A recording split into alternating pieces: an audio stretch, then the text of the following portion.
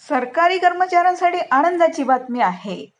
AICPI-IW निर्देशांकावर आधारित नवीन DA निश्चित पगारात मोठी वाढ होणार आहे. तर नवीन वर्ष 2026 ची सुरुवात केंद्र सरकारचे कर्मचारी आणि पेन्शनधारकांसाठी दिलासा देणारी ठरू शकते. एकीकडे 8व्या वेतन आयोगाबाबत चर्चा सुरू असताना दुसरीकडे महागाई भत्त्यात वाढ होण्याची दाट शक्यता वर्तवली जात आहे. आता महागाई भत्त्यात 2% वाढ होण्याची शक्यता आहे. तसेच मिळालेल्या माहितीनुसार जानेवारी 2026 पासून महागाई भत्ता 2% वाढवला जाऊ शकतो. सध्या केंद्र सरकारी कर्मचाऱ्यांना आणि पेन्शनधारकांना 58% DAR मिळतो. प्रस्तावित वाढ लागू झाल्यास हा दर 60% पर्यंत जाण्याची शक्यता आहे. ही वाढ 7व्या वेतन आयोगाच्या विद्यमान रचनेअंतर्गतच दिली जाणार असल्याचे संकेत आहेत.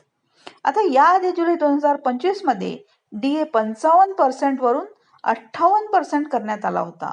आता DA वाढीचा आधार काय आहे? तर महागाई भत्ता मीन्स DA आणि महागाई दिलासा DR वाढीचा मुख्य आधार म्हणजे all India consumer price index means industrial workers. केंद्रीय श्रम व रोजगार मंत्रालयाने नोव्हेंबर 2025 साठी AICPI-IW निर्देशांक 148.2 जाहीर केला आहे. जुलै ते डिसेंबर 2025 या कालावधीत अन्नधान्य, वाहतूक, आरोग्य सेवा आणि दैनंदिन गरजेच्या वस्तूंच्या किमतीत सातत्याने वाढ झाली आहे. तर याच महागाईच्या दबावामुळे कर्मचाऱ्यांच्या वेतनात DA स्वरूपात समायोजन करणे आवश्यक मानले जात आहे.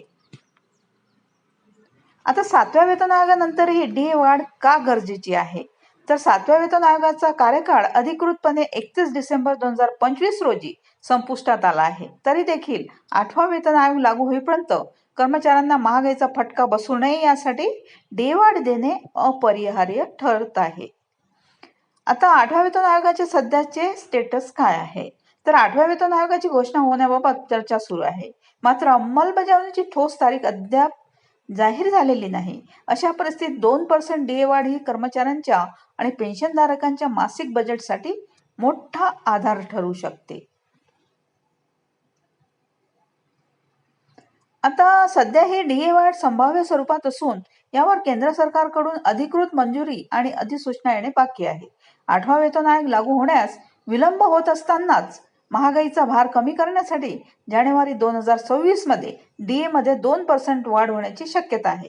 ही वाढ लागू झाल्यास लाखो कर्मचाऱ्यांना आणि पेन्शनधारकांना मोठा दिलासा मिळणार आहे. थँक्यू.